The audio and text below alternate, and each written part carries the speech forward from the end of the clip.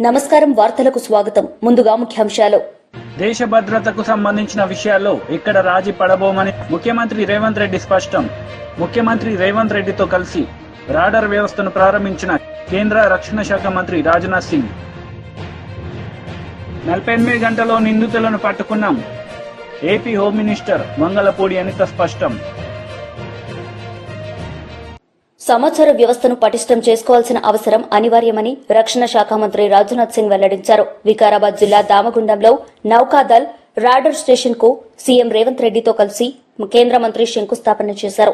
దేశ రక్షణ విషయంలో రాజకీయాలు చేయనివ్వబోవని తేల్చి చెప్పారు. మనం హైదరాబాదును పెద్ద ఎత్తున గుర్తింపు పొందింది. ముఖ్యంగా మన నగరానికి, మన రాష్ట్రానికి 3 వైపుల సముద్రం ఉన్నది. బంగాళాఖాతం, అదేవిధంగా అరేబియా మహాసముద్రం, హిందూ మహాసముద్రం, ఇవన్నీ కూడా 3 వైపుల దేశానికి సముద్రం మన ప్రాంతానికి ఉంటే సముద్రంలో ప్రయాణించే షిప్లను కానీ మిగతా వ్యవస్థల్ని మానిటరింగ్ చేయడానికి ఈరోజు అత్యంత స్ట్రాటజిక్ లొకేషన్ వికారాబాదులో ఈ విఎల్ఎఫ్ను మనం ప్రారంభించుకోవడం జరిగింది. చాలామంది చాలా రకాలుగా ఈ అంశాన్ని వివాదం చేయాలని, ఇక్కడ విఎల్ఎఫ్ నిర్మించడం ద్వారా తెలంగాణ ప్రాంతానికి లేదా ఈ వికారాబాదు జిల్లా ప్రజలకు అన్యాయం జరుగుతుందని అపోహలు కలిగించే ప్రయత్నం చేస్తున్నారు. నేను ఒక మాట స్పష్టంగా చెప్పదలుచుకున్నా. సేమ్ విఎల్ఎఫ్ తమిళనాడులో 1990లో ప్రారంభించారు. 34 సంవత్సరాలైన ఎలాంటి చిన్న నష్టం కానీ, ప్రకృతికి కష్టం కానీ, ప్రాంత ప్రజలకు ఎలాంటి ఇబ్బంది కానీ తమిళనాడులో జరగలేదు. ఇవాళ దేశంలో 2వ విఎల్ఎఫ్ వికారాబాద్ ప్రాంతంలో, మన ప్రాంతంలో రావడం, ఈ ప్రాంతానికి గడ్డం ప్రసాద్ కుమార్ గారు స్పీకర్ గారు ప్రాతినిధ్యం వహించడం, ఈ జిల్లాకు ముఖ్యమంత్రిగా నేను ప్రాతినిధ్యం వహించడం, మన హయాంలో ఇంత మంచి కార్యక్రమాన్ని తీసుకొని ఈ ప్రారంభోత్సవ కార్యక్రమానికి రాజ్నాథ్ సింగ్ గారే స్వయంగా రావడము, ఈ ప్రాజెక్టు యొక్క ప్రాధాన్యత తెలంగాణ సమాజం గుర్తించాలి.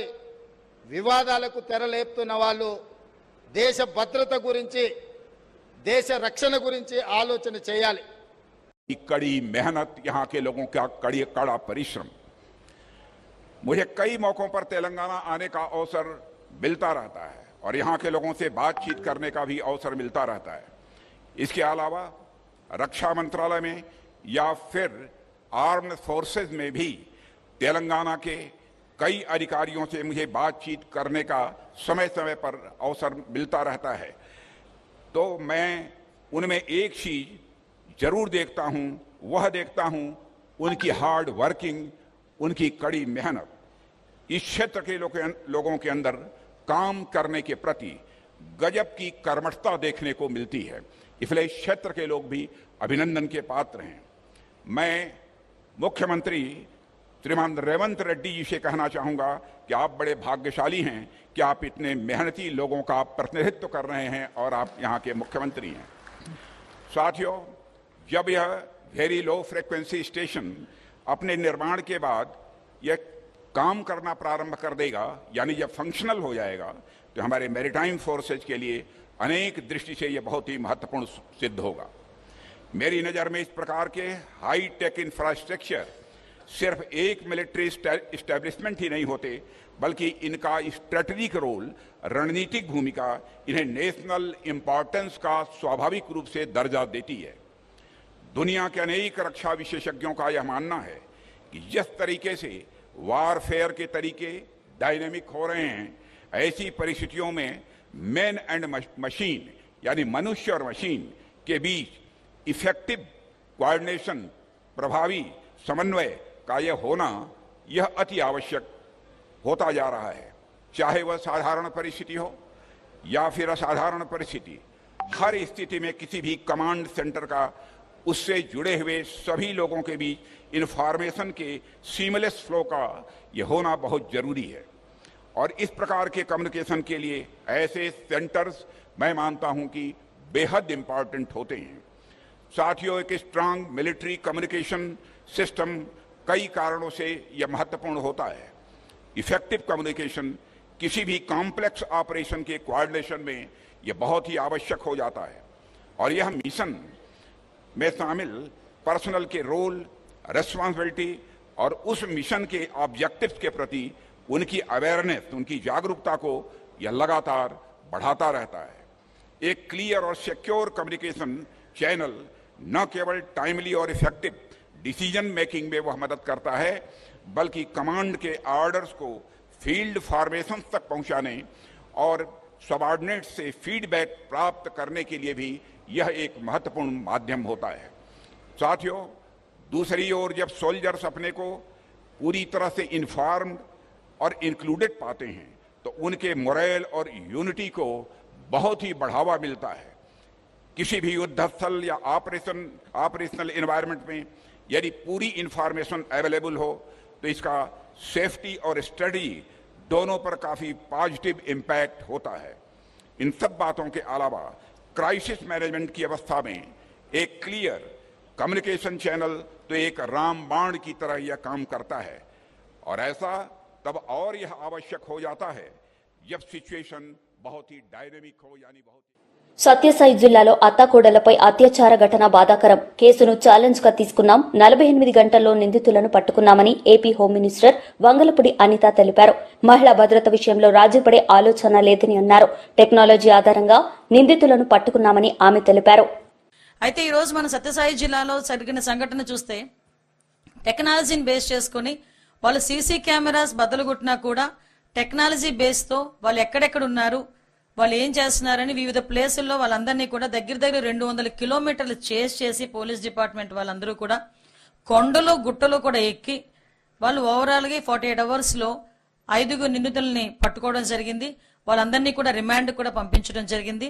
అందులో ఒక 3 మైనర్లు ఉన్నారు. విషయం చూస్తే నిజంగా చాలా ఆశ్చర్యకరమైన సంఘటన ఏంటంటే వాళ్ళ మీద కేసులు ఇంచుమించుగా 32 కేసులు ఒక అతని మీద ఉన్నాయి. అందులో అవన్నీ కూడా దొంగతనం కేసులే. అంటే దొంగతనం అంటే వీళ్ళు రిపీటెడ్ గా చేసే పరిస్థితులు, దొంగతనం రిపీటెడ్ గా చేసే పరిస్థితులు ఉన్న నేర చరిత్ర కలిగిన వ్యక్తులు. ఇటువంటి వ్యక్తుల్ని అతి చాకచక్యంగా with in days 48 hours with in hours లోనే పట్టుకుని ఈ రోజు రిమాండ్ కి పంపించిన పరిస్థితి. అంటే ఇక్కడతో ఇది ఆగకూడదు. డెఫినెట్ గా ఎవరైతే అఘాయిత్యం చేశారో ఆ నిందితుడికి శిక్ష పడాలి అని ఒకే ఉద్దేశంతో గౌరవ సీఎం గారు ఒక నిర్ణయం కూడా తీసుకోవడం జరిగింది. ఈ రోజు ప్రత్యేకమైన ఒక కోర్టుకి, ఒక ఫాస్ట్ ట్రాక్ కోర్టుని కావాలి అని చెప్పి ఈ రోజు హైకోర్టుకి కూడా గవర్నమెంట్ ఈ రోజు రాయడం జరుగుతుంది. అంటే విషయం ఏంటంటే ఎస్పెషల్లీ ఈ కేసు నిమిత్తం, అదేవిధంగా బాపట్లలోనే ఒక సామూహిక అత్యాచారం చేసి చంపేసిన ఒక సంఘటన మనందరికీ కూడా తెలుసు. ఆ 2 కేసుల్ని కూడా ఈ ప్రత్యేక కోర్టుకి అప్పచెప్పి యాజ్ ఎర్లీ యాజ్ పాసిబుల్ నిందితులకి శిక్ష పడే ఏర్పాటు చేయాలి అన్నది ఈరోజు గవర్నమెంట్ తీసుకున్న అతి ముఖ్యమైన నిర్ణయం. అంటే ఈ స్పెషల్ కోర్టును తీసుకొచ్చి, మనకి పర్టికులర్ గా స్పెషల్ కోర్టును తీసుకొచ్చి తొందరగా నిందితులకి శిక్ష పడే ఏర్పాటు చేయాలి అన్నది ప్రభుత్వం తాలూకా ఆలోచన.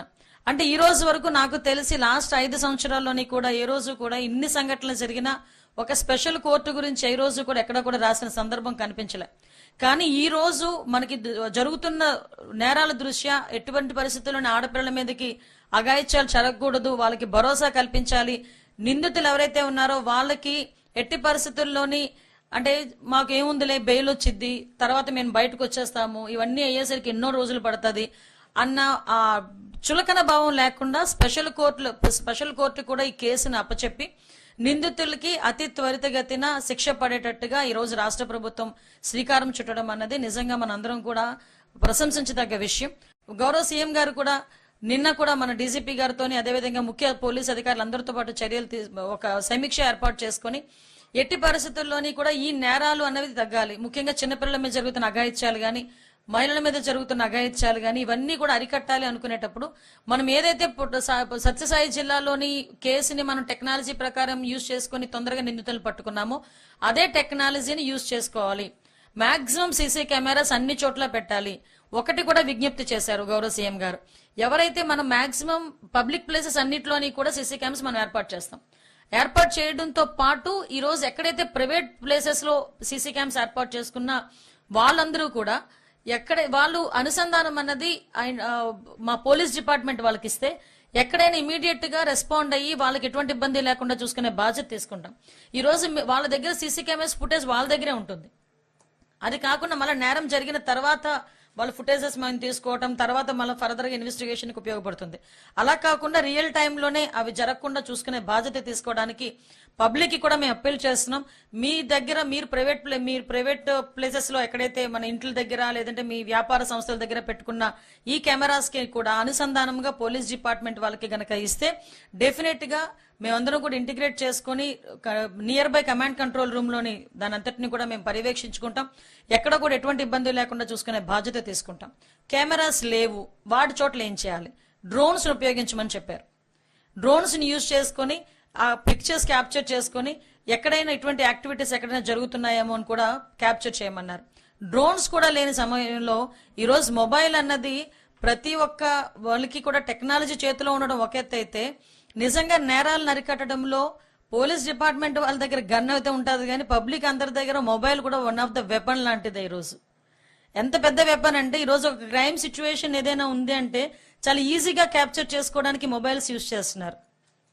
అదేవిధంగా ఎక్కడైనా ఏదైనా చిన్నది ఇబ్బంది జరిగింది, ఎవరైనా ఒకరికి కొంచెం గొడవ పడ్డారు, తొందరగా ఒక వీడియో తీస్తున్నారు, సోషల్ మీడియాలో పెడుతున్నారు. సో అటువంటి రెస్పాన్సిబిలిటీ కూడా పబ్లిక్ తీసుకోవాలి. దానికి ఒకటి కూడా చెప్తున్నారు, ఈరోజు గవర్నమెంట్ తరఫున మేము కూడా మీ అందరికీ కూడా హామీ ఇస్తున్నాం. ఎవరైనా ఇలాంటి ఇన్ఫర్మేషన్ కనుక మాకు ఇస్తే వాళ్ళ వివరాలను కూడా మేము గోప్యంగా ఉంచుతాము. పబ్లిక్ ఎటువంటి పరిస్థితులను చేయము. వాళ్ళకి ఫర్దర్ గా ఎటువంటి ఇబ్బంది లేకుండా చూసుకునే బాధ్యత కూడా మేము తీసుకుంటాం. అంటే ఓవరాల్ గా ఇక్కడ క్రైమ్ విషయంలో ఎక్కడ కూడా రాజీ పడకుండా నిందితులకి శిక్ష పడేయడం ఒక ఎత్తు అయితే, అసలు ఆ క్రైమే జరగకుండా చూసుకునే బాధ్యత కూడా తీసుకోవాలి అని ఒకే ఒక కారణంతో ఈరోజు ఇన్ని ఏర్పాట్లు కూడా మేము చేసుకోవడం జరుగుతుంది, ఎస్పెషల్లీ టెక్నాలజీని ఉపయోగించుకొని. టీడీపీ జాతీయ అధికార ప్రతినిధి కోమారెడ్డి పట్టాభిరామ్ మీడియా సమావేశం నిర్వహించారు. ఈ సందర్భంగా ఆయన మాట్లాడుతూ వ్యక్తిగత అవసరాల కోసం కోట్లు మింగిన అనకొండ జగన్ రెడ్డి అంటూ ఘాటుగా విమర్శించారు. ఈయన నిర్మించుకున్నటువంటి ప్యాలెస్ కు సంబంధించినటువంటి దృశ్యాలన్నీ ప్రతి ఒక్క సామాన్యుడికి కనపడతాయి కదా, అందుకని నో ఎంట్రీ, ఎవరిని కూడా లోపలికి అనుమతించేవాళ్ళు కాదు. అది అవటానికి పబ్లిక్ రోడ్ అయినప్పటికీ. కానీ చంద్రబాబు నాయుడు గారు ముఖ్యమంత్రి, కూటమి ప్రభుత్వం అధికారంలోకి వచ్చిన తర్వాత ఆ రోడ్డుని ప్రజలు ఎంతో ఇబ్బంది పడుతూ ఉండేవాళ్ళు. ఆ లోపల ఉన్నటువంటి ఇళ్లకెళ్లాలంటే చాలా నానా అవస్థలు పడుతున్నటువంటి సందర్భంలో ఆ రోడ్డుని ఓపెన్ చేయటం జరిగింది. ఓపెన్ చేసి లోపలికి వెళ్ళి చూస్తే ఇదిగో the great wall of China. మనందరం కూడా ప్రపంచంలో ఉన్నటువంటి వింతల్లో అదొక వింతగా మనం చెప్పుకుంటాం. 7 వండర్స్ లో the great wall of China అని కొన్ని లక్షల మంది వెళ్ళి చైనాలో ఉన్నటువంటి ఆ గ్రేట్ వాల్ ని చూసొస్తూ ఉంటారు. ఇవాళ మన రాష్ట్రంలో ఆ గ్రేట్ వాల్ ఆఫ్ చైనా లాగా the great fencing of Tadepalli palace, the great fencing of Tadepalli palace ఇవాళ ఇదొక ప్రజలందరికీ ఇదొక ఆశ్చర్యకరమైనటువంటి అంశం అయిపోయింది. విజయవాడ ఎవరొచ్చినా మొన్న మా ఫ్రెండ్స్ వచ్చారు చెన్నై నుంచి, వాళ్ళు మామూలుగానే దుర్గగుడి దర్శనాలకు వెళ్ళారు. ఇంకేంట్రా ఏమన్నా చూస్తారా మీరు, చుట్టుపక్కల అన్నా చూసే ఇంట్రెస్ట్ ఉందా అంటే, అరే ఒక్కసారి ఆ ఫెన్సింగ్ ఏదో కట్టాడంట కదరా మీ సైకో, ఏదో 30 అడుగులు ఎత్తుంటుందంట, ఇనప కవచం అంట ఇంటి చుట్టూతా, ఒక్కసారి అది చూడాలని ఉందరంటే నేను ఆశ్చర్యపోయారే బాబు, ఇదో పెద్ద టూరిస్ట్ అట్రాక్షన్ అయిపోయింది అంటే పంపించా. వాళ్ళు వచ్చారే the great fencing of Tadepalli palace చూసి వచ్చారా బాబు, ఫోటోలు సెల్ఫీలు దిగుతా ఉన్నారు అక్కడ. అంటే ఇదొక నిజంగానే నాకు తెలిసి ప్రపంచంలో ఎవడో కూడా ఈ రకంగా ఇంటి చుట్టూ ఇన్ని అడుగుల ఎత్తులు ఇనప కంచెను కట్టుకుని ఉండరు. సరే కట్టుకుంటే కట్టుకున్నాడు, ఇదేమన్నా ఆయన సొంత డబ్బులతో కట్టుకున్నాడా? ప్రజాధనాన్ని దుర్వినియోగం చేసి ఎన్ని కోట్లో తెలుసా అండి? జిఏడి వాళ్ళు విడుదల చేసినటువంటి అధికారిక సమాచారం మేరకు ఈ ఇనుప కంచె the great fencing of Tadepalli palace కి మన మాజీ ముఖ్యమంత్రి మన మాము ఖర్చు చేసింది ఎంతో తెలుసా? అక్షరాల 12,85,00,000 రూపాయలు. 12,85,00,000 రూపాయలు తగలేసి ఇదిగో the great fencing of Tadepalli palace కట్టాడు. ఇదేం ఆయన సొంత డబ్బులతో కట్టుకోలేదండి. ఆయన సొంత జేబులో నుంచి ఒక్క పైసా ఖర్చు చేయాల. 12,85,00,000 రూపాయలు ప్రజాధనాన్ని దుర్వినియోగం చేసి మన మాము ఈ ఇనుప కంచెను కట్టాడు తాడేపల్లి, ఆయన ఉండేటటువంటి తాడేపల్లి కొంప చుట్టూ. నిజంగా కొద్దిగానే సిగ్గుండాలి ఈ రాష్ట్ర ముఖ్యమంత్రికి. ఈయన గారు చేసినటువంటి అరాచకాలు నేను చెప్పా కదా, ఇదిగోండి. అమరారెడ్డి కాలనీ వాసుల ఇళ్లు ధ్వంసం, భద్రత పేరుతో ఇళ్లను కూల్చిన జగన్ సర్కార్. ఆయన ఇంటి పక్కనే అమరారెడ్డి కాలనీ వాసులు నిజంగా ఆ రోజున వాళ్ళ వ్యధ చూసిన వారికి ఎవరికైనా కళ్ళెంట నీళ్లు వచ్చాయి. మహిళలను కూడా చూడకుండా ఇళ్లలోంచి ఈడ్చి పారేసి సీఎం కోసం కాలనీ ఖాళీ. ఇది ఎక్కడైనా ఒక ముఖ్యమంత్రి తన ప్యాలెస్ కోసం ఆయనకు వచ్చినటువంటి ఇబ్బంది ఏంటండి? తెలంగాణలో డీఎస్సీ పోస్టులకు కౌన్సిలింగ్ యథాతథం. అన్ని జిల్లాల డీఈఓలకు ప్రభుత్వం నుంచి ఆదేశాలు జారీ చేసింది ప్రభుత్వం. నియామక పత్రాలు అందుకున్న అభ్యర్థులను కౌన్సిలింగ్ కు పిలిచారు అధికారులు. నిజామాబాద్ ఎంపీ ధర్మపురి అరవింద్ మీడియా సమావేశం నిర్వహించారు. ఈ సందర్భంగా ఆయన మాట్లాడారు. ఉంటే ట్రాఫిక్ అంత లేకుండా 2 లేన్ శాంక్షన్ అయ్యి ఉంటే ఫస్ట్ కవిత గారి టైంలో, దానికి నేను ఎంపీ అయినాక ట్రాఫిక్ బంద్ చేపించి బైపాస్ రోడ్ది మొత్తం మెయిన్ రోడ్ మీదకి వెళ్ళి పోయేటట్టు చేసి ట్రాఫిక్ ఎక్కువ వచ్చేటట్టు కన్వర్టేటట్టు చేసి 4 లేన్లు చేపించడం. దాన్ని 4 లేన్లు చేపించి ఇది 50-50 బడ్జెట్ సెంటర్ స్టేట్. ఈ పని 93 కోట్ల ఎస్టిమేట్. దానికి ఇప్పుడు రివైజ్డ్ 103 కోట్లు అయింది. 10 కోట్లు ఎస్టిమేటు రివైజ్ చేసి సబ్మిట్ చేసి ఏప్రిల్ 2024లో చేసిర్రు. కాంగ్రెస్ అధ్యక్షులు గారికి ఇవన్నీ మీరు నోట్ చేసుకోండి. ఏప్రిల్ 2024లో 10 కోట్ల రివైజ్డ్ ఎస్టిమేట్ పంపించారు. స్టేట్ గవర్నమెంట్ శాంక్షన్ చేయాలి. అది తొందరగా శాంక్షన్ చేయించండి. లేకపోతే వీళ్ళ ఆఫీసర్లు ఏమంటారు అంటే ఫస్ట్ ఒక సైడ్ చేస్తాం బ్రిడ్జ్, తర్వాత ఇంకో సైడ్ చేస్తాం అంటున్నారు. ఈ ఇన్స్టాల్మెంట్ పనులు మనకు వద్దు. ఇది సబ్మిట్ చేసి కూడా 6 నెలలు అయింది. 10 కోట్లు శాంక్షన్ చేయించారు. ఈ రివిజన్ కూడా ఫౌండేషన్ డీవియేషన్ అవ్వడం వల్ల, జీఎస్టీ కొంచెం పెరగడం వల్ల, మేజర్ గా ఫౌండేషన్ డీవియేషన్స్ అవ్వడం వల్ల రివైజ్డ్ డ్రాయింగ్స్ రివైజ్డ్ ఎస్టిమేట్లు అయినాయి. కాంట్రాక్టరు బిల్స్ టైంకి ఇస్తలేరు. కాంట్రాక్టర్ బిల్స్ వాళ్ళు సబ్మిట్ చేసిన నెలలు ఇస్తలేరు స్టేట్ గవర్నమెంట్. రైల్వేస్ నయా పైసా కాంట్రాక్టర్ కి డ్యూ లేదు. జూన్ 2025కి రైల్వే వరకు కంప్లీట్ అయిపోతుంది రైల్వే పోర్షన్. స్టేట్ గవర్నమెంట్ వర్కులు అదే టైంకి కంప్లీట్ చేస్తామంటున్నారు, కానీ కాంట్రాక్టర్ కి బిల్స్ మాత్రం చాలా డిలే చేస్తున్నారు. ఇది మహేష్ గారికి నా సూచన. 10 కోట్ల ఎస్టిమేట్స్ తొందరగా ఇచ్చేయండి, రివైజ్ ఎస్టిమేట్ శాంక్షన్ చేయండి, ప్లస్ బిల్స్ తొందరగా రిలీజ్ చేయండి.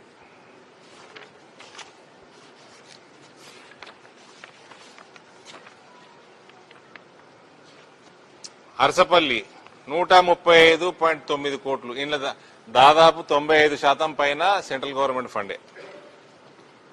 3.5 ఎకరాల ల్యాండ్ అక్విజిషన్ పెండింగ్ ఉన్నది. Work progress ahead of schedule ఉన్నది. షెడ్యూల్ కంటే ఫాస్ట్ గానే ఉన్నది. పేమెంట్ డ్యూ 4.5 కోట్లు ఇంక ఉన్నది. ఇది ఆగస్టు సబ్మిట్ చేసిండ్రు 4.3 కోట్లు. అది 2 నెలలు అవుతున్నా బిల్లు ఇస్తలేరు ఇంకా. అయినా ఒక కాంట్రాక్టర్ చేస్తున్నాడు. ఇది రిలీజ్ చేపియండి. మొట్టమొదటిగా 3.5 ఎకరాలు ల్యాండ్ అక్విజిషన్ ప్రొసీజర్ కంప్లీట్ చేపియండి. సో దాట్ వర్క్ ఫాస్ట్ ఇంకా స్పీడ్ పెరుగుతుంది.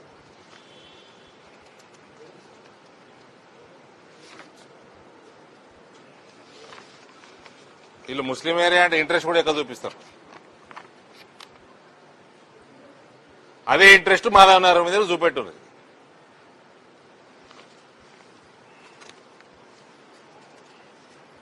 $773 ఆర్మూర్ టౌన్ రైల్వే వర్క్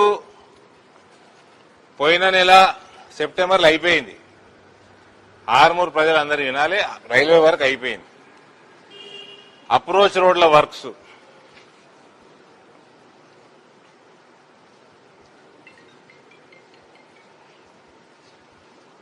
ఇది మొత్తం 37 కోట్ల వర్క్. ఇది అప్రోచ్ రోడ్ల వర్క్లు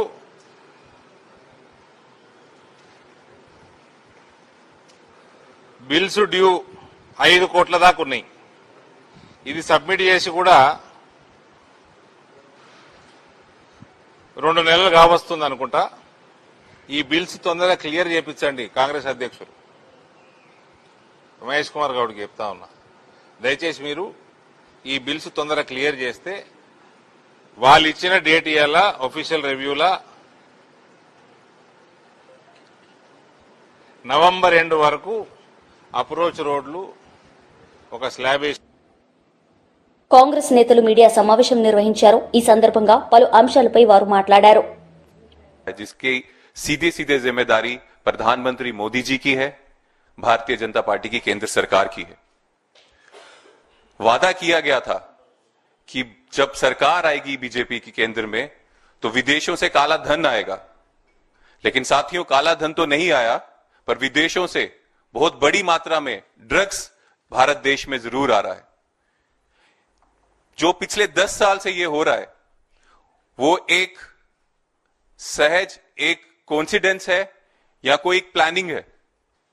एक तरफ युवाओं को नशे में डालने की कोशिश तो नहीं की जा रही क्योंकि युवा बेरोजगार है, उसको उसकी तरफ तो नहीं ढकेला जा रहा।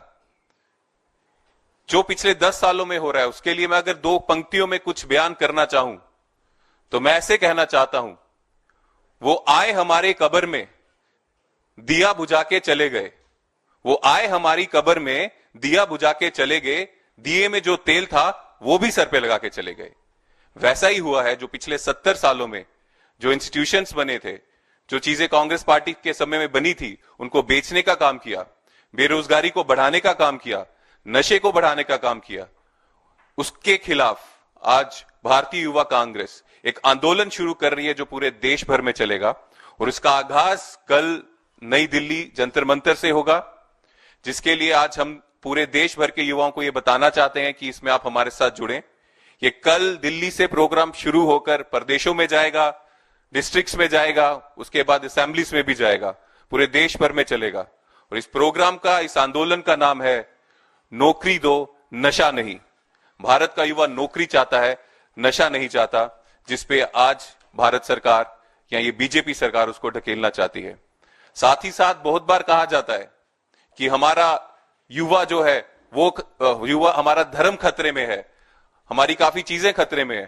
आपको एक चीज कहना चाहता हूं, ना धर्म खतरे में है ना कोई और खतरे में है। अगर कोई खतरे में है तो आज देश का युवा खतरे में है, जो बेरोजगारी की ओर ढेला जा रहा है, जो ड्रग्स की ओर ढेला जा रहा है।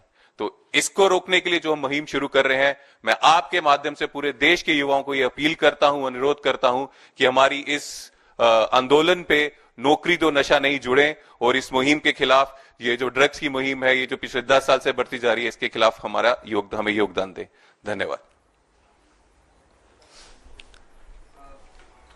यस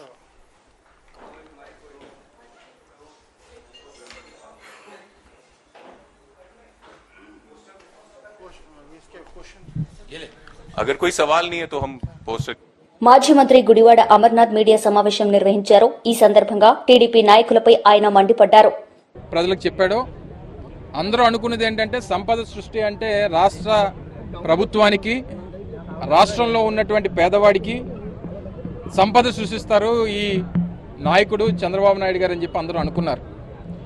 కానీ కొత్త మద్యం పాలసీ వచ్చిన తర్వాత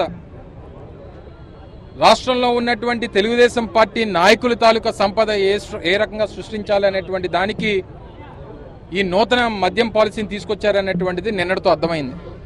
ఎందుకంటే పెద్ద ఎత్తున నిన్న జరిగినటువంటి అలాట్మెంట్స్లో రాష్ట్ర వ్యాప్తంగా అన్ని కేంద్రాల్లో కూడా తెలుగుదేశం పార్టీకి సంబంధించినటువంటి నాయకులకి, తెలుగుదేశం పార్టీకి సంబంధించినటువంటి కార్యకర్తలకి, ముఖ్యంగా రాష్ట్రంలో ఉన్నటువంటి తెలుగుదేశం పార్టీకి సంబంధించినటువంటి అలాగే కూటమి ప్రభుత్వానికి సంబంధించినటువంటి ప్రజాప్రతినిధుల కనుసన్నల్లో ఏ రకంగా కేటాయింపులు జరిగినాయో మనందరం కూడా చూసాం.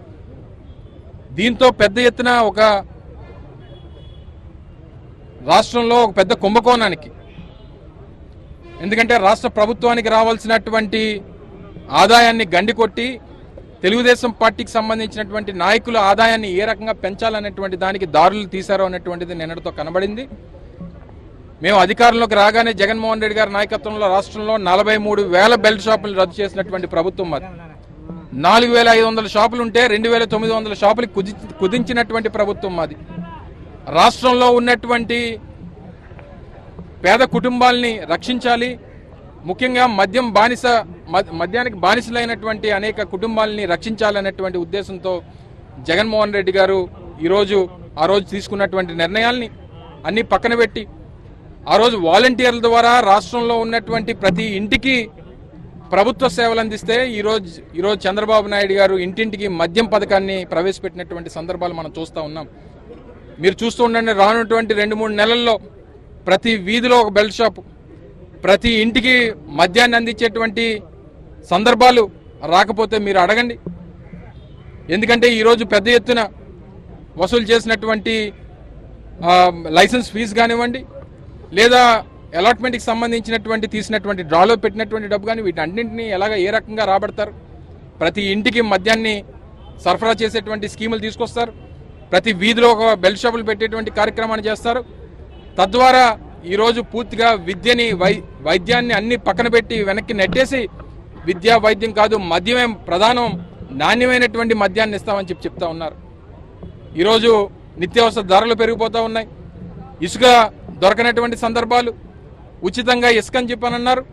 ఈరోజు టన్ను దాదాపు 1,500 నుంచి 1,600 రూపాయలు ఛార్జ్ చేసేటువంటి పరిస్థితి కనబడతా ఉంది. ఈ సందర్భంగా మేము కోరుతా ఉన్నాం, ఇప్పటికే వైఎస్ఆర్ కాంగ్రెస్ పార్టీకి సంబంధించినటువంటి నాయకత్వం కానీ, జగన్మోహన్ రెడ్డి గారు కానీ, లేదా మా మహిళా నాయకత్వం కానీ పెద్ద ఎత్తున దీని మీద ఉద్యమం చేస్తారు. డెఫినెట్గా ఏదైతే ఈరోజు తీసుకున్నటువంటి మద్యం పాలసీ కేవలం రాష్ట్రంలో ఉన్నటువంటి తెలుగుదేశం పార్టీ కూటమి ప్రభుత్వానికి సంబంధించినటువంటి నాయకులు బాగోగుల కోసం, వాళ్ళ సంపద సృష్టించడం కోసం పెట్టినటువంటి విధానాన్ని దీన్ని తక్షణమే రద్దు చేయాలని చెప్పి వైఎస్ఆర్ కాంగ్రెస్ పార్టీ డిమాండ్ చేస్తా ఉంది. అందులోని మరి ముఖ్యంగా ఇప్పటికే చాలా సందర్భాల్లో వైఎస్ఆర్ కాంగ్రెస్ పార్టీ మీద నిందలు మోపేటువంటి ప్రయత్నం చేశారు. ఈరోజు వార్తలు ముగించే ముందు ముఖ్యాంశాలు మరోసారి. దేశ భద్రతకు సంబంధించిన విషయాల్లో ఇక్కడ రాజీ పడబోమని ముఖ్యమంత్రి రేవంత్ రెడ్డి స్పష్టం. ముఖ్యమంత్రి రేవంత్ రెడ్డితో కలిసి రాడర్ వ్యవస్థను ప్రారంభించిన కేంద్ర రక్షణ శాఖ మంత్రి రాజ్నాథ్ సింగ్. 48 గంటల్లో నిందితులను పట్టుకున్నాం, AP home minister Vangalapudi Anitha స్పష్టం. ఈ వార్తలు ఇంతటితో సమాప్తం. తిరిగి ప్రసారమయ్యే వార్తల్లో మళ్ళీ కలుద్దాం. అంతవరకు సెలవు. నమస్తే.